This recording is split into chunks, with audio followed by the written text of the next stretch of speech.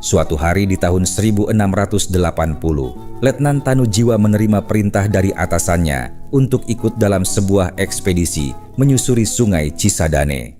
Sebagai perwira berdarah pribumi, Tanujiwa mendapat posisi penting dalam ekspedisi tersebut. Konon, Tanujiwa masih merupakan keturunan Prabu Siliwangi. Ayahnya bernama Santowan Kadang Serang dari Raden Aji Mantri, putra Prabu Ragamulya. Santowan memiliki 3 anak, yaitu Kiai Pralaya, Kiai Singamanggala, dan Kiai Tanujiwa. Ketiganya mengabdi kepada kumpeni di Batavia pada masa kepemimpinan Gubernur Jenderal Jan Pieter Soenkun di tahun 1627. Tanujiwa dengan jabatan Letnan Pribumi pernah mendapat tugas membuka hutan jati di Jatinegara dan mendirikan bangunan loji yang kelak disebut Meister Cornelis. Bukan itu saja, Tanujiwa juga diperintahkan untuk membuat perkampungan di daerah tersebut.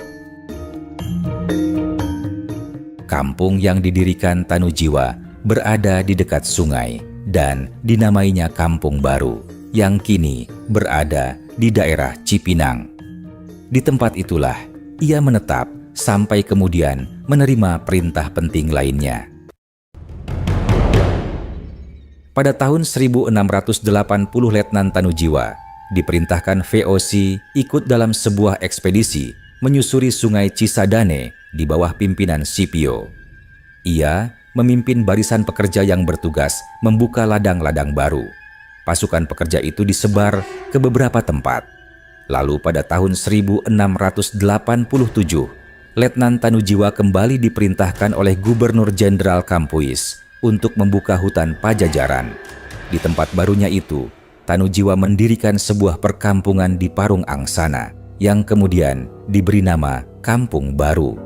Pembukaan Kampung Baru itu diawasi oleh anak buah Tanujiwa yang bernama Sersan Wisnala.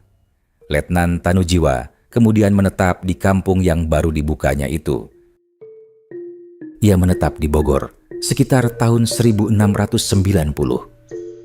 Menurut buku Geschiedenis van Buitenzorg, disebutkan bahwa setelah saudaranya Letnan Pangirang hilang di hutan, Letnan Tanujiwa kemudian diangkat menjadi kepala Kampung Baru.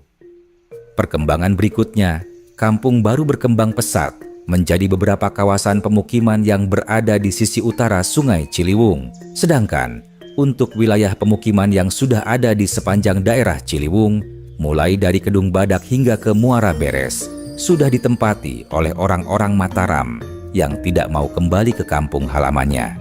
Mereka adalah para mantan prajurit di bawah komando Bahurekso dari Mataram yang pernah ikut andil dalam pengepungan benteng Batavia.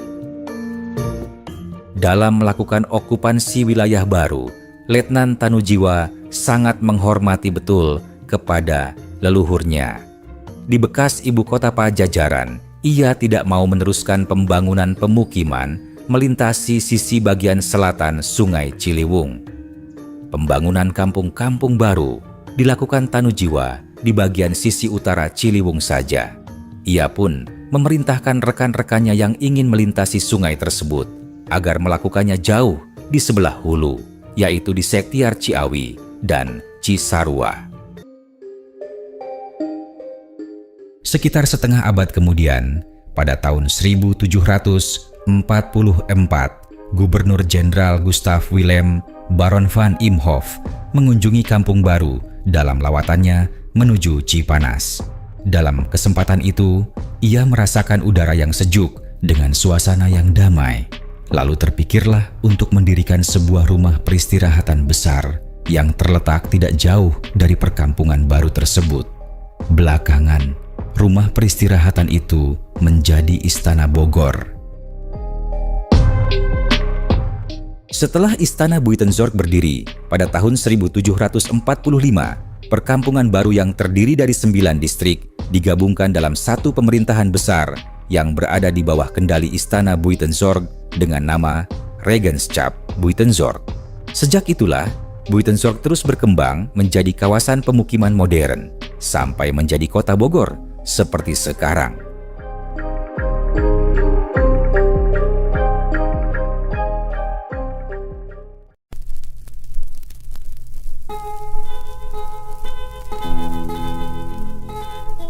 Jika membicarakan Tanujiwa, tentu tidak akan dapat dipisahkan dengan keberadaan lagu tradisional yang berjudul Ayang-Ayang Gung. Dalam tulisannya di majalah Intisari terbitan tahun pertama, Mas S. Salmun atau M.A. Salmun menyebut bahwa Kimas Tanu yang terdapat dalam lirik lagu Ayang-Ayang Gung sebenarnya ditujukan untuk tokoh Tanujiwa ini. Lirik tersebut banyak menceritakan kisah hidup Tanujiwa yang menjadi anak emas Kumpeni dan dibenci oleh rekan-rekannya yang iri.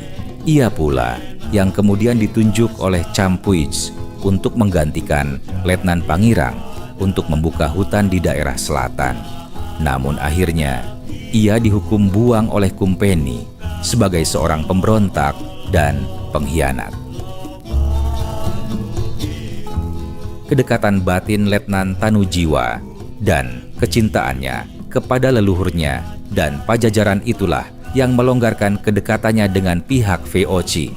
Selain itu, hubungannya dengan Haji Perwatasari membuat Tanujiwa sadar bahwa selama ini ia telah terlalu dekat dengan Kumpeni.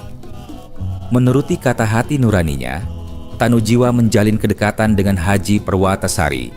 Ia pun kemudian bersekutu dan menjadi pelindungnya dengan mengangkat senjatanya menolak peluasan daerah kekuasaan VOC.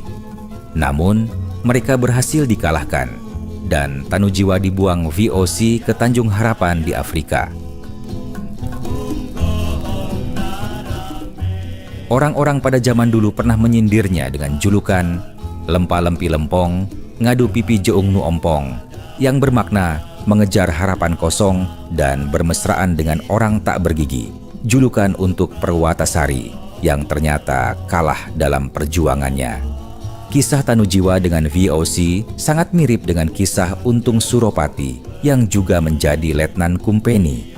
Mungkin juga apa yang pernah dikatakan oleh M.A. Salmun itu benar, bahwa lirik Ayang-Ayang Gung itu memang sengaja diciptakan orang untuk menyindir Tanujiwa. Namun faktanya bahwa nama Tanujiwa tidak disebutkan sebagai bupati pertama dalam Babad Bogor di tahun 1925. Dalam daftar tersebut hanya disebutkan nama Mentangkara atau Mertakara, kepala kampung baru yang ketiga, yang kuat dugaan bahwa ia adalah putra dari Tanujiwa. Sebaliknya, para penulis Belanda justru lebih banyak menyebut nama Tanujiwa sebagai bupati pertama Bogor yang pernah memerintah kampung baru yang menjadi cikal bakal berdirinya kota dan Kabupaten Bogor.